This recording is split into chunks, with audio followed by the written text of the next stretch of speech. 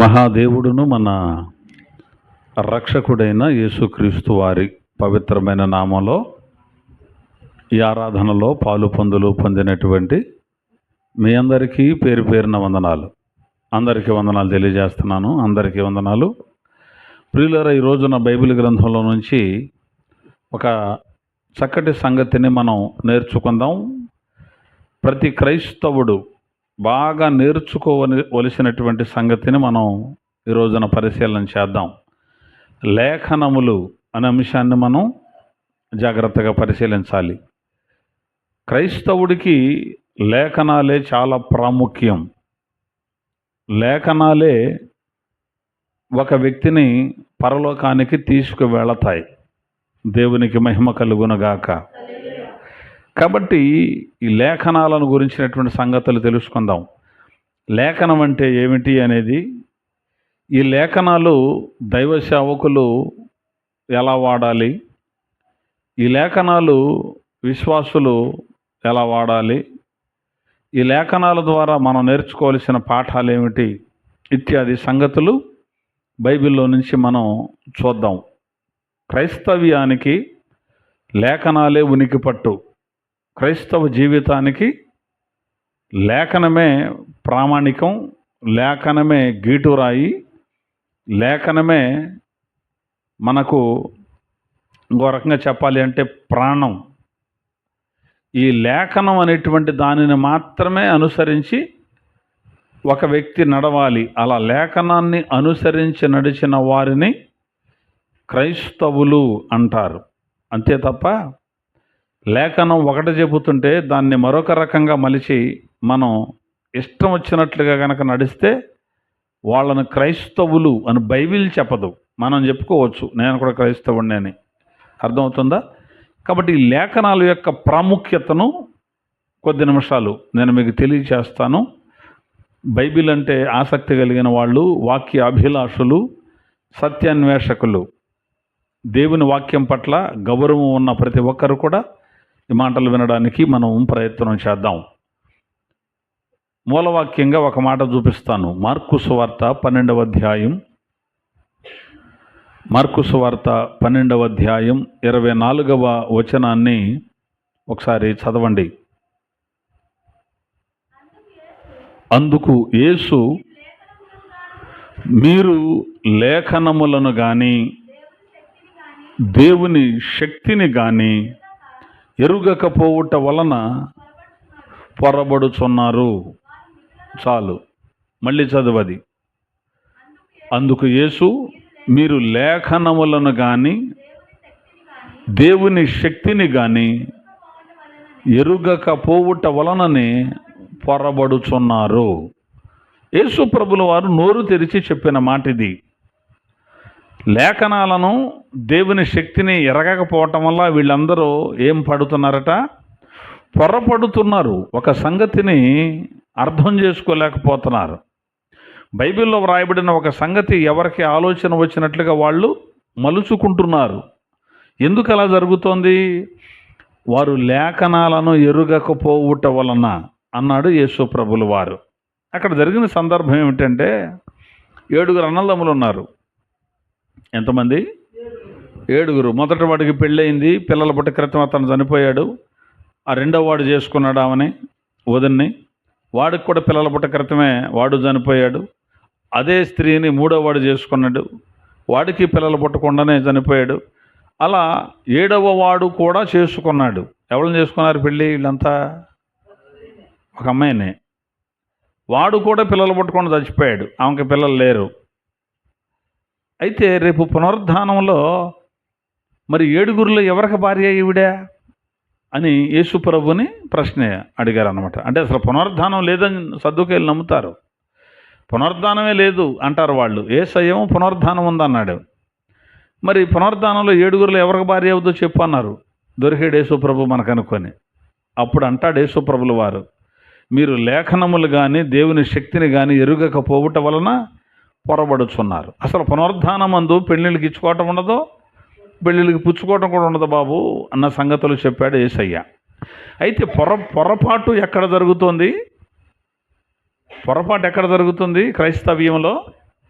లేఖనాలను ఎరుగకపోవుట వల్ల, దేవుని శక్తిని ఎరుగకపోవుట వల్ల పొరపాట్లు జరుగుతున్నాయి. కాబట్టి లేఖనం అనేటువంటిది చాలా ప్రాముఖ్యమైనటువంటిది. అసలు ఈ లేఖనం అనేటువంటిది ఏమిటి? లేఖనం అంటే ఏంటి?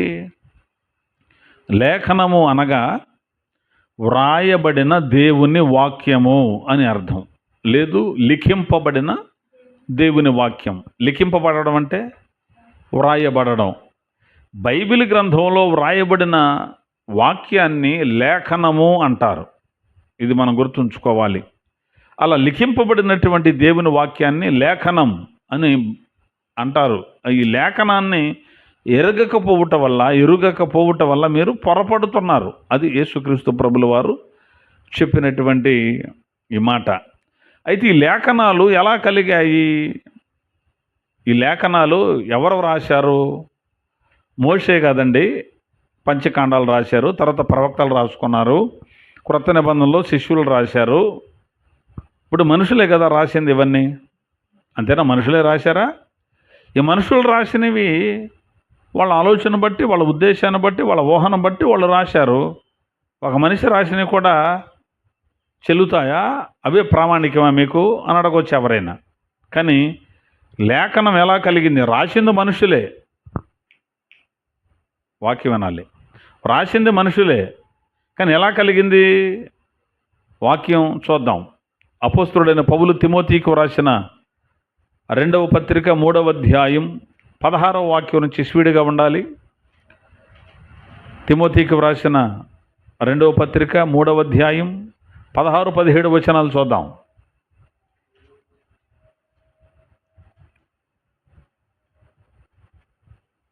చదవండి. దైవజనుడు సన్నద్ధుడై ప్రతి సత్కార్యమునకు పూర్ణముగా సిద్ధపడి ఉండునట్లు దైవావేశము వలన కలిగిన ప్రతి లేఖనము ఉపదేశించుటకును, ఖండించుటకును, తప్పుదిద్దుటకును, నీతి యందు శిక్ష చేయుటకును ప్రయోజనకరమై ఉన్నది. ఇక్కడ మనం గమనించవలసిన మాట దైవావేశము వలన కలిగిన ప్రతి లేఖనము అన్నాడు. లేఖనము ఎలా కలిగింది? దైవావేశము వలన కలిగింది.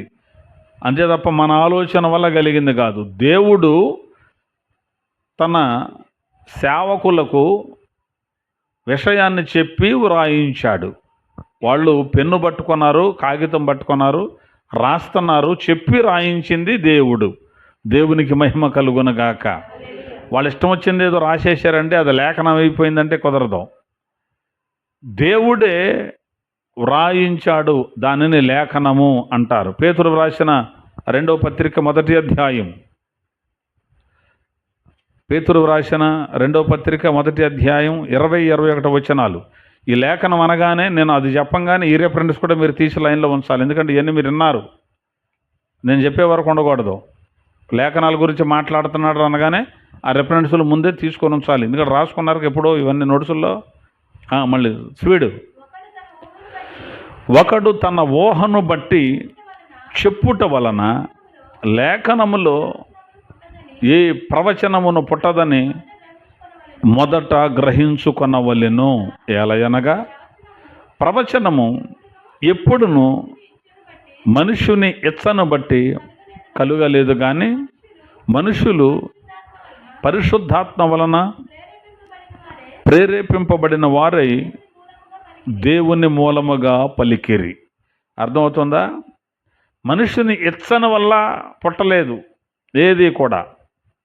ప్రవచనం, లేఖనం, ఈ చెప్పబడినటువంటిది ఇవన్నీ కూడా దేనివల్ల? మనుషుని ఇచ్చ వల్ల పుట్టల, ఊహ వల్ల పుట్టల. మరి దేనివల్ల? పరిశుద్ధాత్ముడు ప్రేరేపించుట వల్ల లేఖనాలు కలిగాయి. ఈ బైబిల్లో వ్రాయబడిన ప్రతి మాట దేవుడు పలికించిన మాట అని మనం ఖచ్చితంగా నమ్మాలి.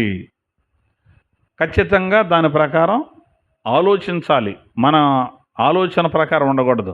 ఒక లేఖనానికి ఒక లేఖనం ఒక్కోసారి వ్యతిరేకంగా ఉంటాయి. పోయినసారి మనం చూసాం. దేవుణ్ణి చూశారా అంటే చూశారు అని ఉంది, దేవుణ్ణి చూడలేదు అని కూడా ఉంది. రెండూ లేఖనంలోనే ఉన్నాయి. మరి ఎలా అర్థం చేసుకోవాలి?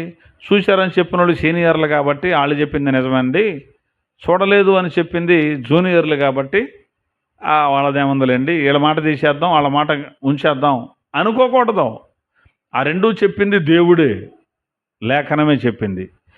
దానిని ఎలా అని ఆలోచిస్తే తప్ప, అర్థం చేసుకుంటే తప్ప అది మనకు అర్థం కాదు.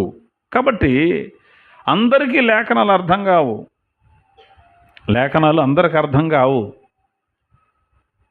దేవుడు అంటే కాస్త భయము భక్తి కలిగినటువంటి వ్యక్తులకే లేఖనాలు అర్థం అవుతాయి. నపుంసకుడు అలాగే వెళ్తున్నాడు, నపుంసకుడు ఆయన వెళ్తున్నాడు, బైబిల్ చదువుతున్నాడు, అర్థం కావట్లా. ఏమయ్యా నువ్వు చదివేది నీకు ఏమైనా అర్థం అవుతుందా అని దైవజనుడు అడిగితే, చెప్పేవాళ్ళు లేకపోతే నాకెట్లా అర్థం అవుద్దండి అన్నాడు. ఎందుకని అర్థం కాదు? వివరించేవాడు కావాలి. ఆ వివరించేవాడికి ఎట్లా అర్థం అవుద్ది? దేవుడే తెలియచేయాలి. అర్థమవుతుందా? ఏ లేఖనాన్ని కూడా మనం తక్కువ చేయకూడదు, ఏది ఎక్కువ చేయకూడదు. రెండింటిని సమానంగా గౌరవిస్తూ దాని ద్వారా దేవుడు నేర్పుతున్న పాఠం మనం నేర్చుకోవలసినటువంటి అవసరత ఉంది. ఎందుకంటే బైబిల్ చెబుతుంది, యెహోవా వాక్యం కొంత ఇచ్చట కొంత అచ్చట మీకు వచ్చును అని యెషయా గ్రంథంలో ఉంది. కాబట్టి ఇవి మనం జాగ్రత్తగా పరిశీలించాలి, లేఖనాలను మనం నేర్చుకోవాలి. ఈ లేఖనాలు మనం నేర్చుకోవాలి అంటే మనకు నేర్పే గురువు కావాలి. అంతేనా? లోక సామెతే, గురువు లేని విద్య గుడ్డిది అన్నారు. గుడ్డిదంటే ఎటు పోతుందో తెలియదు, అంతే కదా. అలాగే నేర్చుకోవాలి, ప్రతి ఒక్కరు కూడా నేర్చుకుంటేనే తప్ప అర్థం కాదు. కాబట్టి ఇవాళ నేర్చుకునే అనేటువంటి అంశంలోకి వచ్చిన ఎవరో లైన్లో వాళ్ళు నేర్పిస్తున్నారు. యేసు దేవుడు కాదని కొంతమంది నేర్పిస్తున్నారు, నేర్పించట్లేదు. యేసు దేవుడే అని కొంతమంది నేర్పిస్తున్నారు. అసలు విలియం మ్యారియన్ బ్రన్హామే యేసు ప్రభు మళ్ళీ పుట్టాడని చెప్పి వాళ్ళు అది నేర్పిస్తున్నారు. అర్థమవుతుందా? శనివారం నాడు మీరు కనుక ఆరాధించకపోతే నరకానికి వెళ్ళిపోతారు, మీరు ఆజ్ఞను అతిక్రమించారని వాళ్ళు నేర్పిస్తున్నారు. ఇట్లా ఎవరి లైన్లో వాళ్ళు నేర్పిస్తున్నారు. మరి ఎక్కడికి వెళ్ళి నేర్చుకోవాలి? ఎవరు నేర్పుతారు మనకే? అందుకే లేఖనం ఏమి చెప్పుచున్నది, ఎవరు ఏదైనా నేర్పచ్చు కాక. కొన్ని లేఖనాలు వారు చెప్పేదానికి వ్యతిరేకిస్తే మరి ఇదేమిటి అని మనం ప్రశ్నించాలి, అంతే. అప్పుడు అర్థమైపోతాయి విషయాలు. అందుకని జాగ్రత్తగా నేర్చుకోవాలి. అసలు మనందరికీ నేర్పే గురువు ఒకే ఒక్కడు. మన గురువు ఎవరు? యేసుక్రీస్తు ప్రభుల వారు. గురువు అంటే అజ్ఞానంలో నుండి జ్ఞానంలోనికి తీసుకొచ్చేవాడు, చీకటిలో నుంచి వెలుగులోనికి తీసుకురాగలిగిన వాడు, అర్థం కాని దాన్ని అర్థమయ్యేటట్లు చెప్పేవాడిని గురువు అంటారు. ఓకేనా? అందుకని యేసు ఒక్కడే మీ గురువు, క్రీస్తు ఒక్కడే మీ గురువు అని యేసుక్రీస్తు ప్రభుల వారే తన గురించి తాను చెప్పుకున్నాడు. బైబిల్ గ్రంథంలో 23వ అధ్యాయం 10వ వచనం మత్తయి సువార్తలో చెబుతాడు, క్రీస్తు ఒక్కడే మీ గురువు. మళ్ళీ చెబుతాడు, ఆయనే మీకు తండ్రి, తండ్రి ఒక్కడే ఉన్నాడు మీకు. తండ్రులు ఎంతమంది ఉన్నారు? భూమి మీద ఎవరిని మీరు తండ్రిని పిలవద్దు అన్నాడు. అమ్మో గురువులని, తండ్రులు అని ఎవరిని పిలవకూడదు. ఒకడే గురువు, ఒకడే తండ్రి. అర్థమవుతుందా? కాబట్టి ఆయనే మనకు నేర్పిస్తాడు. ఆయన ఎలా నేర్పిస్తాడు? ఆయన ఎక్కడున్నాడు చెబితే అక్కడికి వెళ్ళి నేర్చుకుంటాంగా. ఆ యేసుప్రభు ఎక్కడున్నాడు చెబితే అక్కడికి వెళ్ళి నేర్చుకుంటాంగా మేము కూడా అని అడగవచ్చు మనం. వాక్యమే దేవుడు, వాక్యం అయ్యున్న దేవుడే యేసుక్రీస్తు ప్రభుల వారు. దేవునికి మహిమ కలుగునగాక. కాబట్టి వాక్యమే మనకు నేర్పిస్తుంది. ఆ వాక్యాన్ని లేఖనము అని బైబిల్ చెబుతుంది. అర్థమవుతుందా? లేఖనమే మనకు నేర్పాలి, లేఖనమే వివరించాలి. ఒక లేఖనం మనకు అర్థం కాకపోతే మరొక లేఖనం దాన్ని అర్థమయ్యేటట్లుగా చేస్తుంది. దేవునికి మహిమ కలుగునగాక. మరొక లేఖనమే విప్పుతుంది, లేఖనమే వివరిస్తోంది. ఆ విషయాలు మనం తెలుసుకోవలసిన అవసరం ఉంది. దేవదూతల గురించి కూడా మనం మాట్లాడాల్సి వస్తే కనుక, ఆకాశమండలమందున్న దురాత్మల సమూహం అన్నాడు పౌలు. పేతురు భక్తుడు మాట్లాడుతూ, దేవదూతల పాపం చేసినప్పుడు దేవుడు వారిని విడిచిపెట్టక పాతాళమందలి కట్టిక చీకటి గల బెలములలో వారిని బంధించి భద్రం చేశాడని ఉంది. దేవదూతలు పాపం చేసినప్పుడు దేవుడు వారిని బంధించి భద్రం చేశాడా పాతాళంలో, లేకపోతే వదిలిపెట్టాడా? పేతురు గారేమో బంధించాడు అని చెప్పాడు. ఆ దురాత్మల సమూహం మొత్తాన్ని కూడా, పాపం చేసిన దూతల్ని. పౌలు భక్తుడేమో ఆకాశ మండలం మందున్న దురాత్మల సమూహం అక్కడే తిరుగుతున్నారని ఆయన అన్నాడు. మరి ఇప్పుడు ఎంతకీ తిరుగుతున్నారా లేదా బంధించబడ్డారా? రెండూను. ఎలా? దాని లేఖనమే వివరిస్తుంది. ఇలాంటివి ఒక పదానికి ఒక పదం చాలా ఉన్నాయి. కాబట్టి అందుకని లేఖనాన్ని మనం గ్రహించాలి. సరే, సింపుల్గా అర్థం అవడం కోసం సేవకుడు లేఖనాన్ని ఎలా వివరించాలి అనేది, విశ్వాసులు లేఖనాన్ని ఎలా వినాలి అనేది నేను చెప్పి ముగించేస్తాను. ఈ రెండు విషయాలు చెబుతాను. ఎందుకంటే ఈ రెండింటిని కనుక మనం జాగ్రత్తగా పరిశీలించుకోకపోతే, లేఖనాన్ని కనుక మనం గ్రహింపులోనికి తెచ్చుకోకపోతే నిత్య జీవాన్నే కోల్పోతాం. అర్థమవుతుంది? ఏ జీవాన్ని కోల్పోతాం? నిత్య జీవాన్ని కోల్పోతాం. ఎందుకంటే బైబిల్లో ఒక మాట ఉంటుంది. యోహాను సువార్త 5వ అధ్యాయం 39లో ఒక మాట ఉంటుంది. ఇది చూపించి నేను అసలు విషయంలోకి వెళ్తాను. యోహాను సువార్త 5వ అధ్యాయం 39వ వచనం చూడు ఒకసారి. లేఖనముల యందు మీకు నిత్య జీవము కలదని తలంచుచు వాటిని పరిశోధించుచున్నారు అని అక్కడ అంటాడు. ఫుట్నోట్లో పరిశోధించుడి అన్నాడు. లేఖనముల యందు మనకేముందట? నిత్య జీవముంది. ఎందుకంటే లేఖనాలను కొట్టుకుంటారు. ఇప్పుడు ఆ లేఖనాలను అంతా ఎందుకు మనం పట్టుకోవాలి? లేఖనాలను ఎందుకు అనుసరించాలి? లేఖనాలు అనుసరించకపోతే పొరపాటు అంటున్నారు. ఏమిటంట ఆ లేఖనాల వల్ల మనకు లాభం? లేఖనముల యందు నిత్య జీవము ఉంది కాబట్టి వాటిని మనం ఏం చేయాలి? పరిశోధించాలి. పరిశోధించడం అంటే అని చూసి వదిలిపెట్టడం కాదు, వాటిని పరిశోధించాలి. ఇక్కడ ఎందుకు ఈ మాట మాట్లాడాడు? దాని సమయం ఏమిటి? దాని సందర్భం ఏమిటి? దాని వివరణ ఏమిటి? దీని ద్వారా మనం ఏమి నేర్చుకోవాలని దేవుడు కోరుకుంటున్నాడు, దీనివల్ల ఎలాంటి ఉపయోగం మనకుంది ఇత్యాది సంగతులు జాగ్రత్తగా పరిశీలించాలి. లేఖనం ఎక్కడైనా అర్థం కావట్లేదు అంటే అక్కడ మనం పరిశోధించి తెలుసుకోవలసింది ఏదో ఉంది. దాని ద్వారా ఏదో పాఠం దేవుడు మనకు నేర్పుతున్నాడని గ్రహింపులోకి తెచ్చుకోవాలి. అలా పరిశోధించడం వల్ల మనకు నిత్య జీవం వస్తుంది. ఏ జీవం అది? నిత్య జీవం అంటే ఎప్పుడూ ఉండేటువంటిది, ఎప్పుడు బ్రతికుండే జీవాన్ని నిత్య జీవం అంటారు. ఈ నిత్య జీవాన్ని గురించి ఇప్పుడు నేను చెప్పట్లేదు. నిత్య జీవాన్ని గురించి ఇంకోసారి చెబుతా. ఈ నిత్య జీవం యొక్క ఉనికి ఏంటో మనం తెలుసుకోవాలి. ఈ నిత్య జీవం యొక్క కార్యాలు ఎలా ఉంటాయో మనం తెలుసుకోవాలి. ఈ నిత్య జీవం యొక్క ఫలితం ఎలా ఉంటుందో కూడా తెలుసుకోవాలి.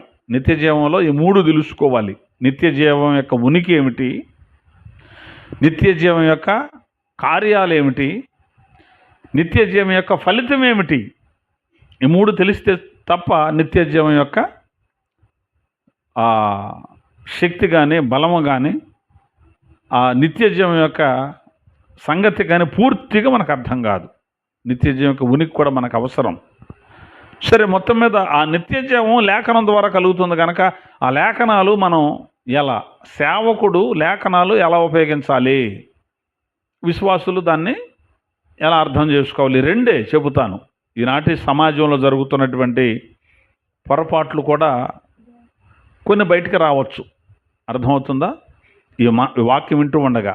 కాబట్టి పొరపాటు అని బైబిల్ కొన్ని సంగతులు చెబుతున్నప్పుడు సరి చేసుకోవడానికే ప్రయత్నించాలి తప్ప ఏమైనా వాళ్ళేమో చెప్తున్నారు, వీళ్ళేమి చెప్తున్నారు, ఏది నమ్మాలో అనొద్దు. అక్కడ ఏముంది అనేది చూసి నమ్మాలి, అంతే. దేవునికి మహిమ కలుగునగాక. చూద్దాం బైబిల్ గ్రంథంలో నుంచి ఒక మాట మనం చూద్దాం. అపోస్తలుల కార్యాల గ్రంథం 8వ అధ్యాయం 35వ వచనం చదువుదాం. బోధించే బోధకులు లేఖనాలు ఎలా ఉపయోగించాలి. అందుకు ఫిలిప్పు నోరు తెరచి ఆ లేఖనమును అనుసరించి అతనికి యేసును గూర్చిన సువార్త ప్రకటించెను. చాలు. ఫిలిప్పు అనే దైవజనుడు నపుంసకుడు అనే ఒక వ్యక్తితో వాక్యం చెబుతున్నాడు. పరిశుద్ధాత్మ దేవుడు ప్రేరేపించాడు. ఈ నపుంసకుడు అనే యెరూషలేము వచ్చి తిరిగి వెళ్ళిపోతున్నాడు. రథం మీద పోతుంటే పరిశుద్ధాత్ముడు ఏం చేశాడంటే ఈ ఫిలిప్పుతో అదిగో అతను కలుసుకొని అతనికి సువార్త చెప్పమన్నాడు. ఇతడు పరిగెత్తుకుంటూ వెళ్ళి రథాన్ని కలుసుకొని ఆయనతో కలిసి కూర్చొని మాట్లాడుతూ వెళుతున్నారు రథం మీద. అప్పుడు ఆయన యెషయా గ్రంథాన్ని తీసుకొని చదువుతున్నాడు ఫిలిప్ గారు. ఏది ఫిలిప్ కాదు, ఈ నపుంసకుడు చదువుతున్నాడు. ఫిలిప్ గారు అడిగాడు, ఏమండి మీరు చదువుతున్న భాగం ఏమిటి, మీరు చదివేది మీకు అర్థమవుతుందా? ఏమి నాకు అర్థం కావట్లేదయ్యా, మరి చెప్పేవాళ్ళు కావాలి కదా అన్నప్పుడు ఆ భాగాన్ని ఈ ఫిలిప్ వివరిస్తున్నాడు. వివరించి అందుకు ఫిలిప్ నోరు తెరచి ఆ లేఖనమును అనుసరించి, ఏ లేఖనాన్ని? చదవబడిన లేఖనాన్ని అనుసరించి అతనికి యేసును గూర్చిన సువార్త ప్రకటించెను.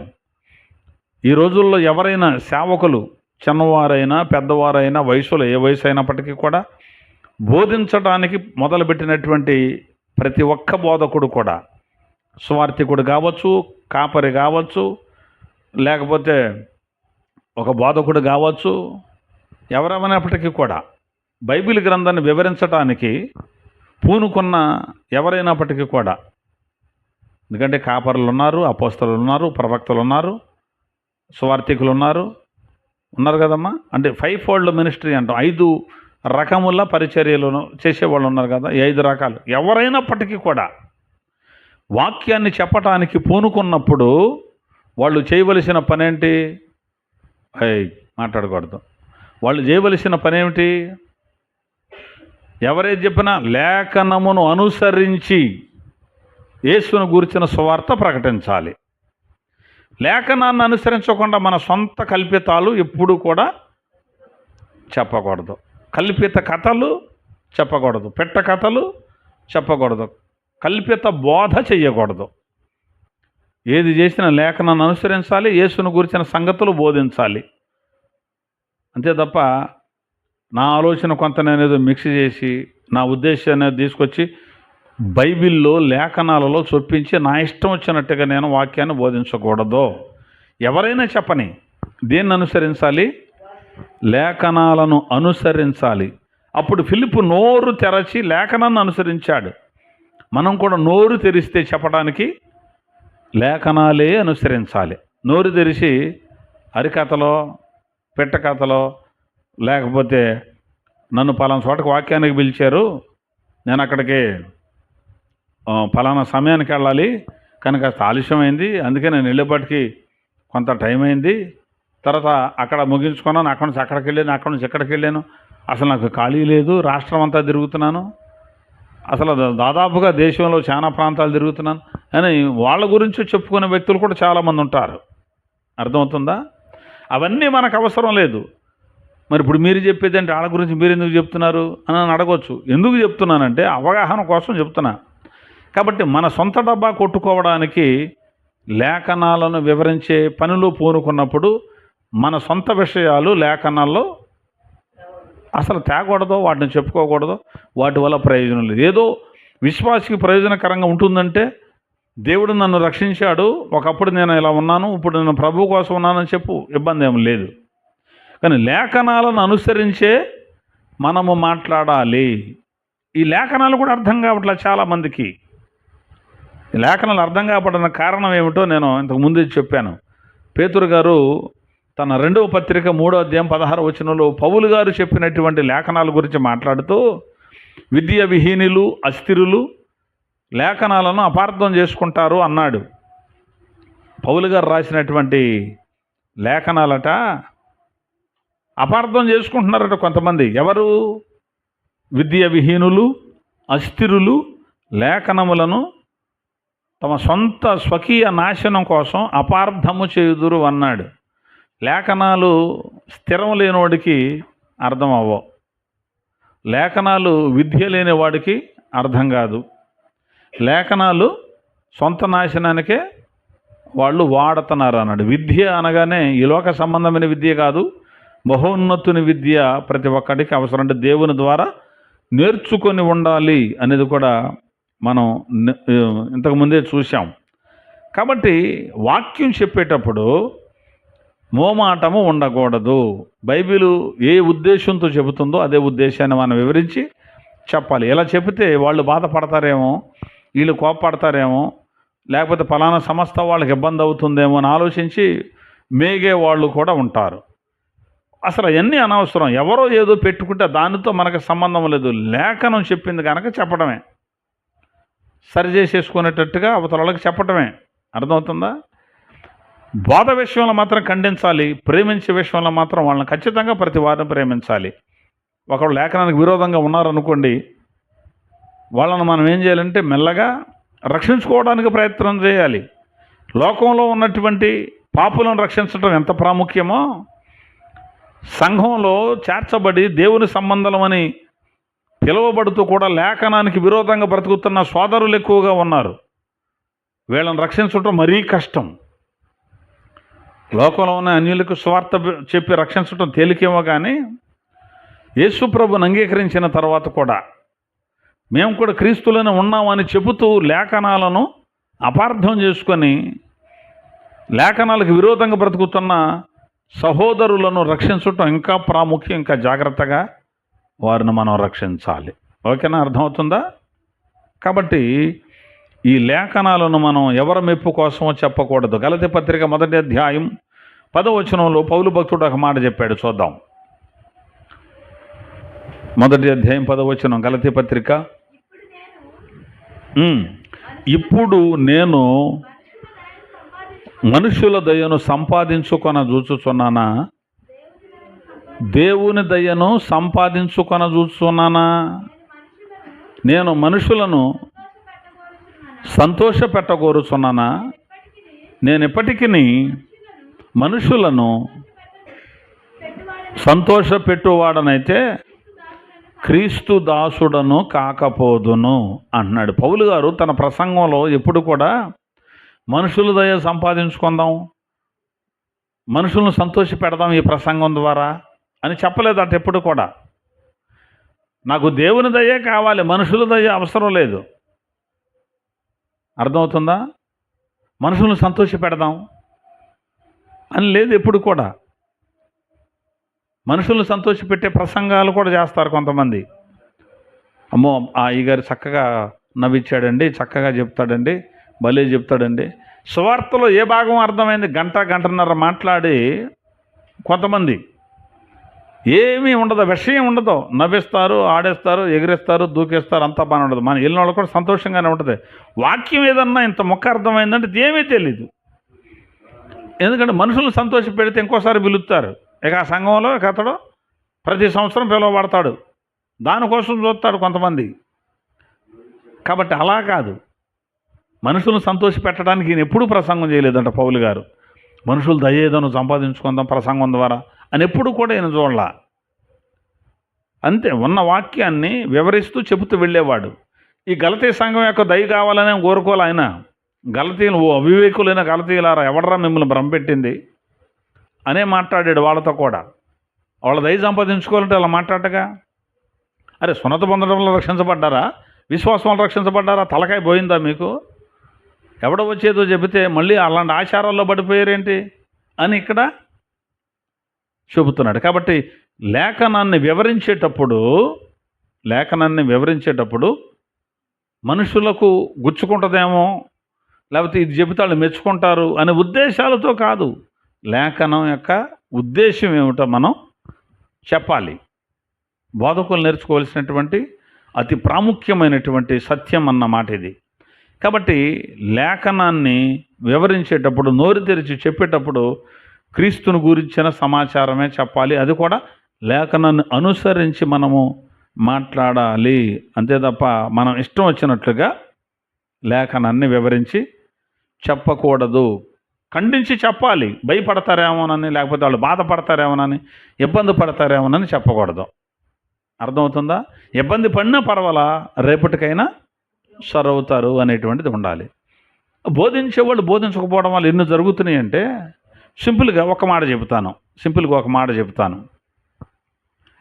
చర్చిలో ఒక ఎంగేజ్మెంట్ జరుగుతుంది అనుకోండి. ఇప్పుడు ఎంగేజ్మెంట్లు కూడా చర్చిల్లోనే పెట్టేసేసుకుంటున్నారు కొంతమంది అనుకోండి. ఎంగేజ్మెంట్ జరిగేటప్పుడు ఎలా ఉండాలంటే, దైవ సేవకులు వచ్చి ప్రార్థన చేసి ప్రారంభించి ప్రభుని గణపరుస్తూ పాటలు పాడుకోవాలి కదా. తర్వాత ఇద్దరికీ వాక్యం చెప్పాలి. ఆ ఫ్యామిలీని ఈ ఫ్యామిలీని కూడా పిలిచి, మీకు కూడా ఇష్టమే కదండి వీళ్ళకి పెళ్లి చేయటం అంటే, వాళ్ళు ఇష్టం వీళ్ళు ఇష్టం అని చెప్పిన తర్వాత వీళ్ళిద్దరు కూడా ఇష్టం అనుకున్న తర్వాత ప్రార్థన చేస్తారు. సరే, ఇక తర్వాత ఏదో వీళ్ళు వాళ్ళకి ఇచ్చి పుచ్చుకొని ఉంటే, ఏదో ఉంగరాలు బంగారాలు ఉంటే ఇచ్చుకుంటున్నారు, పుచ్చుకొని అయిపోతుంది, అక్కడ క్లోజ్ అయిపోతుంది కదా. సరే, పెళ్లి చేసేటప్పుడు తాళి కడతారు కదా. తాళి కట్టడం పాపం అని నేను చెప్పను, కట్టకపోవటం కూడా లోపం అని కూడా చెప్పను. కట్టపోవటం లోపమో కాదు, కట్టడం పాపమో కాదు. ఎందుకంటే అది భారతదేశ సంప్రదాయమే కాదు. తాళి మన భారతదేశ సంప్రదాయం అంటున్నారు చూడు, తెలియని వాళ్ళు అంటుంటారు ఆ సంగతి. భారతదేశ సంప్రదాయం కాదు, ఏమీ కాదు. ఇప్పుడు ఒక తాళి కడితే మనకేంటంటే ఈమెకి పెళ్ళి అయిపోయింది అని ఒక గుర్తు కోసం ఏదో కట్టుకుంటున్నారు, అయిపోయింది. తాళి కట్టేది భర్తే కదా, పసుపు తాడు కట్టేది భర్తేనా? ఏమన్నా భర్తే కడతారుగా. భార్య మెడలో ఒక పసుపు తాడు వేసేది ఎవరేస్తారు? భర్తే కదా వేసేది. క్రైస్తవులని చెప్పుకునే వాళ్ళు కూడా ఏం చేస్తారు చెప్పనా, ఒక 5 పెద్దలు కూర్చొని వాళ్ళే దారాన్ని ఒక దండలాగా చేసి పసుపు రాసి 5 తీసుకెళ్ళి ఆ అమ్మాయి మెడలో వేస్తారు. వీళ్ళ భర్తలో పసుపు తాడు మెడలో వేసారంటే మన లెక్క ప్రకారం ఏంటి, మన ఆలోచన ఏంటి? భర్తే కదండి తాళి. మరి 5 ఎందుకు వేస్తున్నారు? వీళ్ళకే తెలీదు. అంటే 5 భార్య అని ఆవిడ, పాంచాలి ఆవిడ. అన్ని ఆచారాలు కాదు ఇవన్నీ. ఈ 5 ఎందుకు వేస్తారో వాళ్ళకి తెలియదు. లేదా మనలాంటి వాళ్ళని అడగాలి, చెబుతాం అప్పుడు. అసలు అది ఎందుకు వేస్తారో, వాళ్ళు ఏ ఉద్దేశంతో వేస్తున్నారని. అది వీళ్ళకెందుకు, క్రైస్తవులకి ఎందుకు? సరే, తాళేదో కట్టేస్తున్నావు ఆ రోజున భర్తతో, మరి 5 తీసుకెళ్ళి వేపిస్తావేంటి? ఎందుకు? ఫలానా దానికోసం. ఇది ఇలా ఏమని బైబిల్ చెప్పింది అని అనుమానం. ఇది చర్చిలో చేస్తున్నారు కాబట్టి. బయట ఎత్తిన 100 మంది 100 చేసుకునండి, మనకు అనవసరం. సంఘానికి సంబంధం లేనివాళ్ళు ఏ ఆచారం ఆచరించినా మనకు అవసరం అది. అరే, ప్రభువుని నమ్మాక మందిరానికి వచ్చిన తర్వాత వీళ్ళు తీసుకెళ్ళి 5 తీసుకెళ్ళి తాళి వేయటమేంటి? పసుపు తాడు వేయటమేంటి అంటున్నా. పసుపు తాడు కానీ దానికి ఇక్కడ ఉండే ఏలాడే 2 ఉంటాయి, అవి లేవు కాదండి. అవి ఉంటేనే తాళి అని అంటారా? అవి ఉన్నా లేకపోయినా పసుపు తాడు ఎర్రతాడు అవదో. అర్థమవుతుందా? ఆ పసుపు తాడు వీళ్ళు ఎందుకు వేస్తున్నారు? ఏమోనండి, తెలియదండి. మన పెద్దవాళ్ళ నుంచి పూర్వీకుల నుంచి వచ్చిందండి, చేస్తున్నారు. మరి అయ్యే మానుకోమని చెప్పేది బైబిల్. అర్థమవుతుందా? అలాంటివి మానుకోవాలి. వీళ్ళు పసుపు తాళ్ళు వేయటం ఏంటి? మళ్ళీ తర్వాత ఇంకొకటి వచ్చి కట్టడం ఏంటి? అసలు హిందూ సంప్రదాయం ప్రకారం అయితే పెళ్లి చేసుకోవాలి అంటే ముందు ఎంతమందికి భార్య అయిన తర్వాత అసలు చేసుకున్నట్టుగా భార్య అవుద్దో పెళ్లి మంత్రాల్లో వెనిగళ్ళ సుబ్బారావు గారని ఆయన మంత్రాలు చదివి వివరించి చెప్పాడు, వినండి కావాలంటే. దానిలో ఉన్న దోషాలు అసలు ఇంటే కొడతారనమాట వాళ్ళని. ఏంటంటే మా అమ్మాయినే పలానా వాడికి పెళ్లి చేస్తుంటే ఇంతమందికి భార్య అవ్వాలా అంటే ఇంత దీంట్లో దోషం ఉందా అని మన కోపం వచ్చేస్తుంది ఆ ఇంటే. కాబట్టి అవన్నీ తీసుకొచ్చి క్రైస్తవ్యంలో పెట్టారు. వాటిని తెలియక విశ్వాసులు చేస్తున్నారు అనుకోండి. అక్కడ సేవకులుగా వెళ్ళిన వాళ్ళు ఏం చేయాలి? ఇలాంటివి మనకు వద్దమ్మా అని చెప్పేయాలి. మేము ఎట్టే చేసుకుంటాం, నువ్వు ప్రార్థన చేస్తే లేకపోతే మానేలేకపోతే ఇంకొక గారిని పిలుస్తాం అంటారని భయం వీళ్ళకి. అర్థమవుతుందా? కాబట్టి ఇది అన్యాచారం అనేటువంటిది కొన్ని అన్యాచారాల్లోనికి సంఘం వెళ్లకుండా బోధించేది ఎవరు? సేవకుడే చెప్పాలి. ఇంటి యజమాని చెప్తేనే కదండి పిల్లల లైన్లో ఉండేది. అంతేనా? ఇంటి యజమాని చెప్పకపోతే వాళ్ళకేం పట్టింది అంటారండి. ఇంటి యజమాని లైన్లో ఉండి అది తప్పు ఇది తప్పు అని చిన్నప్పటి నుంచి చెబుతూ ఉంటే ఓహో అది తప్పు అని వాళ్ళకి అర్థం అవుద్ది చెప్పకపోతే. అలాగే సేవకుడు ఇదిగో ఇలా ఉండాలి, మన వాక్యానుసారంగా ఇలా ఉండకూడదని చెబితేనే విశ్వాసులకు తెలుస్తుంది. అర్థమవుతుందా? కాబట్టి లేఖనాలను వివరించేటప్పుడు దైవజనుడు నోరు తెరచి ఆ లేఖనములను అనుసరించి క్రీస్తును గూర్చిన సువార్తను ప్రకటించాలి. అది లేఖనాన్ని అనుసరించాలి. ఆ చెబుతున్న లేఖనానికి మరొక లేఖనం ఏమైనా ఎదురొస్తుందా, వ్యతిరేకంగా ఉందా? ఉంటే దాన్ని కూడా ఎలా వివరించాలో ఎరిగి ఉండాలి. అంతే తప్ప ఏదో నాకు తోచింది, నాకు ఇట్లా అర్థమైంది, నేను ఇలా చెప్పేసి అని అన్నాం అనుకో, కుదరదు. దానికి మరొక లేఖనం ఎదురొచ్చినప్పుడు దాన్ని దీన్ని కూడా వివరించగలగటమే లేఖనాన్ని వివరించడం అంటే. ఓకేనా? రైట్. అలా చెప్పేవాళ్ళు చెప్పాలి, కాస్త జాగ్రత్తగా ఉండి. మరి వినే విశ్వాసుల సంగతి ఏమిటి? చూద్దాం ఆ మాట కూడా బైబిల్లో చూద్దాం ఒకసారి. విశ్వాసుల సంగతి అంటే అపోస్తలుల కార్యాల గ్రంథం 17వ అధ్యాయం. అపోస్తలుల కార్యాల గ్రంథం 17వ అధ్యాయం 10వ వచనం చదవమ్మా.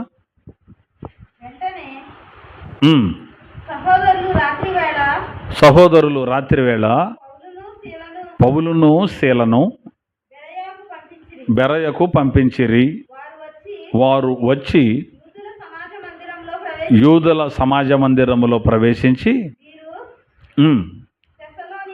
వీరు తెస్సలోనికయులో ఉన్న వారికంటే ఘనులై ఉండిరి గనుక ఆసక్తితో వాక్యమును అంగీకరించి పౌలును శీలయును చెప్పిన సంగతులు అలాగు ఉన్నవో లేవో అని ప్రతిదినమును లేఖనములు పరిశోధించుచూ వచ్చిరి. చాలు. బెరయ అనే ఒక సంఘం ఉంది. ఆ సంఘంలో పౌలు శీల వాక్యం చెబుతున్న ప్రతిసారి కూడా ఆ పౌలు శీల చెప్పిన సంగతులు అలాగూ ఉన్నవో లేవో అని వాళ్ళకి అవకాశం కుదిరినప్పుడల్లా పరిశోధించారా? పౌలు శీల చెప్పిన సంగతులను ఎప్పుడు పరిశోధించారు వాళ్ళు? ఏదో సంవత్సరానికి ఒకసారా? ప్రతిదినము వాళ్ళు చెప్పిన లేఖనాలు అలా ఉన్నాయా లేదని ప్రతిదినము లేఖనములను పరిశోధించుచు వచ్చిరి. వినే విశ్వాసులు ఏం చేయాలి? లేఖనాలను పరిశోధించాలి. చెప్పే సేవకుడు లేఖనాన్ని అనుసరించి చెప్పాలి. వినే విశ్వాసి చెప్పిన లేఖనం అలా ఉందా లేదా అని పరిశోధించాలి. పరిశోధించకపోతే ఏమవుద్ది? ఏదైనా లేఖనాన్ని కనుక పరిశోధించకపోతే వాళ్ళు చెప్పింది సరైంది కాదు అని మనకు ఎడ తెలుస్తుంది? లేకపోతే సరైంది అని ఎడ తెలుస్తుంది? పరిశోధించాలి. అయ్యగారు ఇక్కడ ఇట్లా చెప్పారు కదా, మరి అక్కడ అలా ఉంది ఏంటి అని అడిగి తెలుసుకోవాలి. ఆ లేఖనం సరిగా ఉందన్నప్పుడు దాన్ని అంగీకరించాలి. అప్పుడు మనకు నిత్య జీవం దొరుకుద్ది లేఖనాల ద్వారా. ఏమంటే అయ్యగారులు చెప్పే వాక్యాన్ని కూడా పరిశోధించాలా? అయ్యగారు చెప్పే వాక్యాన్ని కూడా ఇదేంటో అయ్యగారు ఇక్కడ ఎలా చెప్పారు అక్కడ అలా ఉందని అడగవచ్చా? అపచారం. అడగకూడదు. అయ్యగారినే ప్రశ్నిస్తారా మీరు? అడగకూడదు అంటున్నారు కొంతమంది. అయ్యగారినే ప్రశ్నిస్తారా అంటే ఎందుకు ప్రశ్నించకూడదు? అలా నేర్పేశారు. అయ్యగారికి ఎదురు తిరిగితే మీకు కలిసి రాదు. అయ్యగారు చెప్పిన బోధకే అదేంటి అయ్యగారు అడ చెప్పారు మీరంటే ఆడేమో వాక్య వ్యతిరేక అనమాట అడుగునాడు. అయ్యే ఇక్కడ ఎలా ఉంది కదా, ఇక్కడ ఎలా ఎందుకు మీరు చెప్పారు అని అడిగాడు అనుకో, వాడు ఒక రౌడీ, క్రైస్తవ్యంలో రౌడీ అనమాట. కాడు అడిదంతా ఇతమతం. అయ్యగారు చెప్పిన బోధనే కాదంటున్నాడు. అయ్యగారికి అడ్డం తిరిగాడు, వాడు బాగుపడతాడా అని మనమే అంటున్నాం. కానీ పరిశుద్ధాత్ముడు ఏమంటున్నాడు? వారు ఘనులు అన్నాడు. ఎవరినే? అడిగిన వాళ్ళనే, పరిశోధించిన వాళ్ళనే. అయ్యగారు చెప్పిన వాక్యాన్ని పౌలు శీలలాంటి మహాశయులు చెప్పినటువంటి వాళ్ళు చెప్పిన లేఖనాలే అలా ఉన్నవా లేవా, వీళ్ళు చెప్పింది వాక్యానుసారమా కాదా అని పరిశోధించారట. అట్లాంటి మహానుభావులు చెబితేనే పరిశోధించారు కదా. ఇప్పుడు నాలంటోడు మీలంటోళ్ళు చెబుతున్నప్పుడు మనం లేఖనాలు పరిశోధించుకోవాలి వద్దా? నా సొంత సిద్ధాంతం చెప్తున్నానా, లేకపోతే నేను ఎక్కడ నేర్చుకొచ్చింది మాత్రం చెప్తున్నానా? అసలు బైబిల్ ఏం చెబుతుంది? ఈ బైబిల్లో ఉన్న ఈ వాక్యాన్ని ఇతడు ఇలా వివరించాడు కదా, మరి దీన్ని మరొక లేఖనం ఖండిస్తుంది కదా, మరి దీన్ని మనం ఎలా అంగీకరించాలని అయ్యగారు ఇది ఇక్కడ ఇలా మాట్లాడారు కదా, మరి దీని అర్థం ఏమిటి, మరి ఇక్కడేం ఎలా అన్నాడు కదా అని మనం అడగాలి.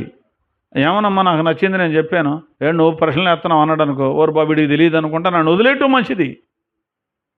ఎవరినే ఆ వివరించట్లేదు, మనం అడిగినప్పుడు దాన్ని వివరించలేకపోతున్నాడు అనుకో, అతనికి అర్థం కాలేదని మనకు అర్థమైనప్పుడు ఇక వెళ్ళకూడదు. ఇప్పుడు మీరైనా సరే అయ్యగారు మరి ఇక్కడ ఎలా ఉంటే మీరు ఎలా చెప్పారేంటండి అని అన్నప్పుడు నేను సరైన వివరణ మీకు ఇవ్వకుండా అదంతే అన్నాను అనుకో, ఓహో నాకు తెలీదు అని మీరు అర్థం చేసుకొని తెలిసిన అయ్యగారు ఇంకెవరన్నా ఉన్నారేమో చూసుకోండి అంతే. ఎందుకంటే మీకు నిత్యజీవం వస్తుంది. మీకేదో మసిపూసి మారేడుగాయలాగా నేను ఏదో చెప్పి నేను చెప్పిందే నిజం వాళ్ళు చెప్పింది ఉత్తికే అన్నాను అనుకో, అన్నం బాగానే ఉంది, మరి దాన్ని అడిగినప్పుడు వివరించాలిగా. చెప్పలేనప్పుడు మీరు నా దగ్గర ఉంటే నాతో పాటు మీరు కూడా దెబ్బతినిపోతారుగా.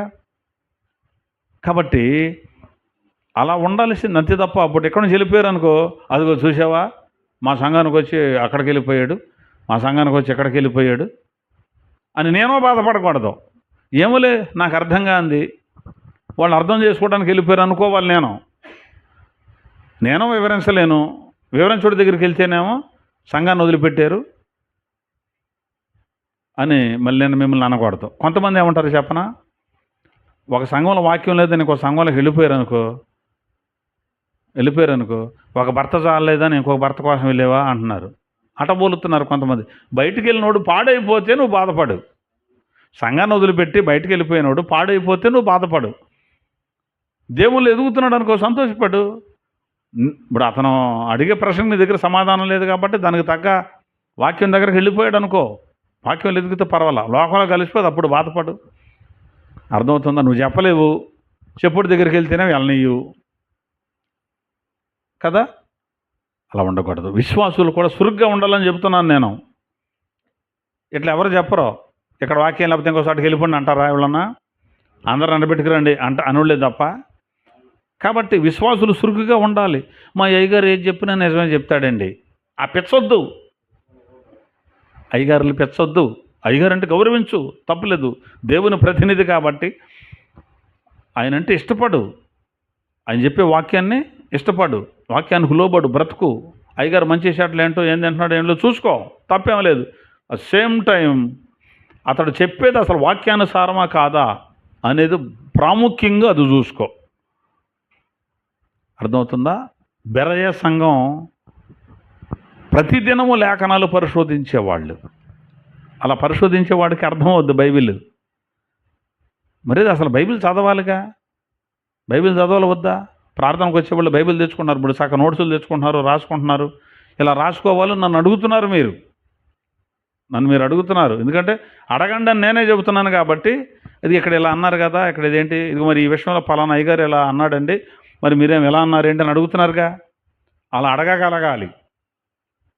మనకి ఇక్కడ సంఖ్య ముఖ్యం కాదు, వచ్చిన వాళ్ళల్లో ఎంతవరకు వాక్యం మనసులోకి చేర్చుకున్నారు అనేదే మనకు ముఖ్యం. బస్తాడు ఊక కన్నా సోలడు నోకల మేలు, కడుపు నింపుతి అన్నాడు ఆ గయ్యగారు నాతో.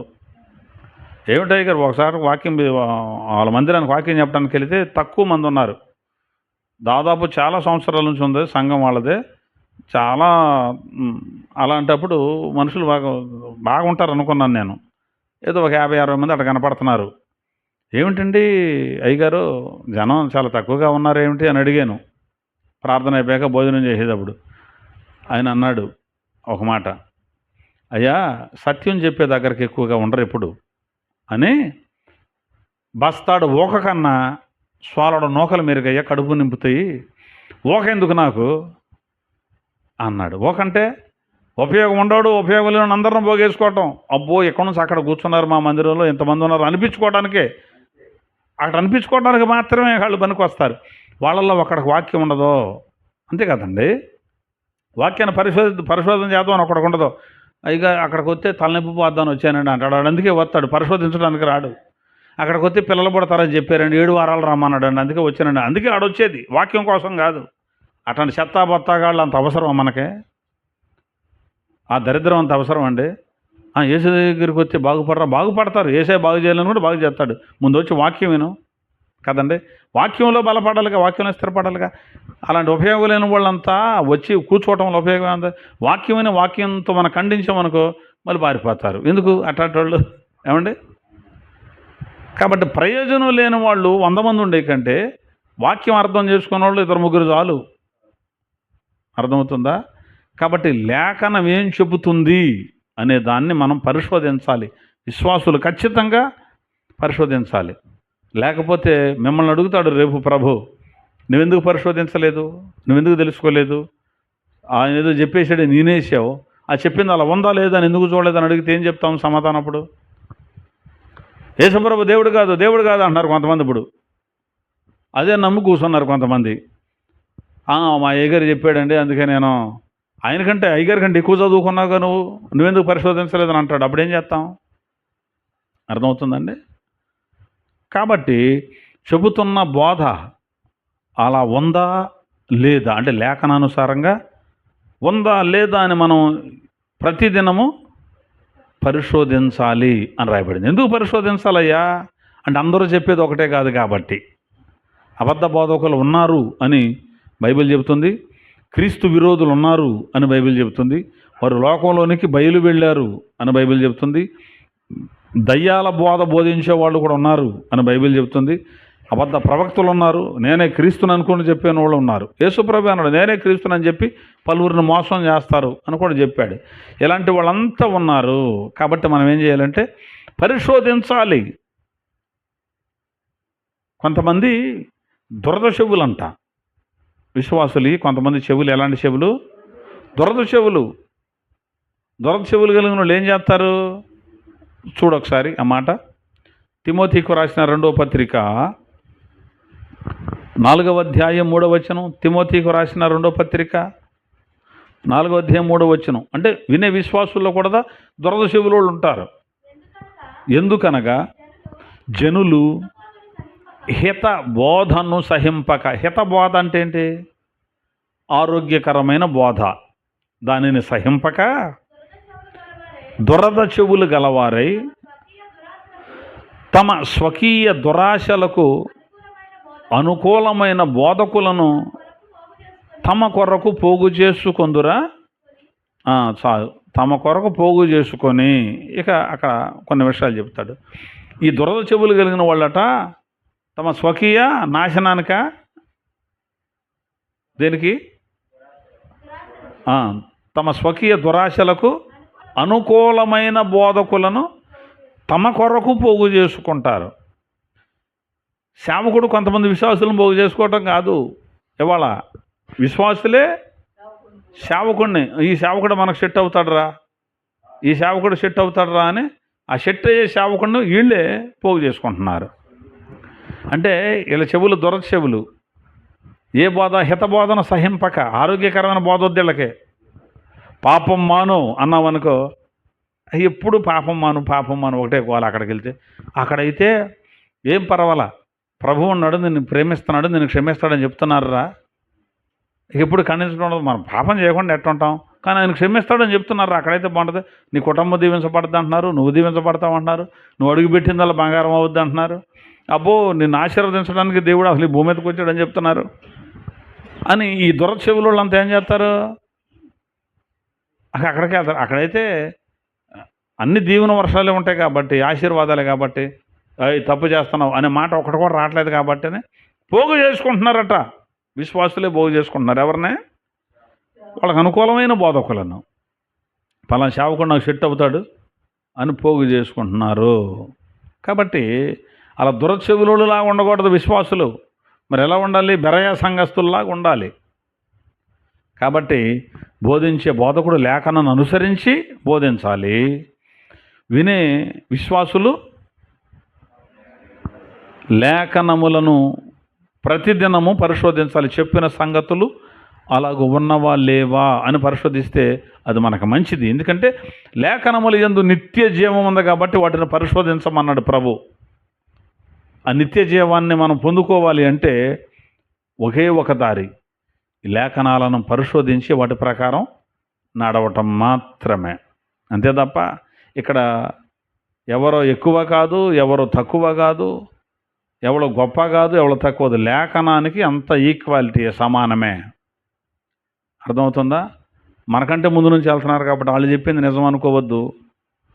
వీళ్ళు వెనక మొన్న వచ్చాడు వీడు చెప్తే మనం ఎందుకు నమ్మాలి అని అనుకోవద్దు. ఎవరు చెప్పినా లేఖనంలో అలాగూ ఉందా లేదా, అది ఈ లేఖనాలు మనలను బ్రతికిస్తాయి. మనం మాత్రం అలాగే ఉన్నాం. ఒకరి సంగతి మనకు అవసరం లేదు. మనం మాత్రం లేఖనాన్నే బోధిద్దాం, లేఖనానుసారంగానే ఉందాం. ఇంకెవరైనా మనం చేసిన బోధన అది అలాగా అది ఎలా అన్నారనుకో, వాళ్ళు నేర్పారనుకో, వాళ్ళు చెప్పింది లేఖనానుసారంగా ఉందనుకో, ఇప్పటి వరకు మనం ఏదైనా చెప్పింది లేఖనానికి విరోధంగా ఉందనుకో, ప్రభువా మమ్మల్ని క్షమించు, తెలియక ఇదే సరే అనుకొని ఇట్లా నడిచామయ్యా, ఇది ఇప్పుడు పలానా సహోదరుడు వచ్చి మాకు చెప్పాడు, మేము దాన్ని అంగీకరిస్తాం అని ఖచ్చితంగా మనం అందరం అంగీకరించాలి. ఇప్పుడు కొన్ని సంగతులు మనం యూట్యూబ్ ద్వారా కొన్ని ప్రసంగాలు వెళ్ళినాయి బయటికి. వాటిల్లో ఎవరైనా ఇదిగో మీరు ఈ విషయంలో తప్పు చెప్పారండి అన్నారనుకో, ఎలా తప్పు చెప్పాం, మాకు వివరించండి అని కూర్చుందాం. వాళ్ళు మనం మాట్లాడుకున్నప్పుడు నిజంగా మనం చెప్పింది తప్పని కొన్ని లేఖనాల ద్వారా వాళ్ళు చూపించి అర్థమయ్యేటట్టు చేస్తే ఇమీడియట్లీగా ప్రభువా మమ్మల్ని క్షమించు అని ఆ సత్యంలోనికి వెళ్ళిపోదాం. అసత్యంలో నుండి సత్యంలోనికి వెళదాం. తప్పేం కాదు అది. కాబట్టి లేఖనాల పరిశోధన చాలా ప్రాముఖ్యం. దేవుడి మాటలు మనందరి వినికిడిలో స్థిరపరచునుగాక.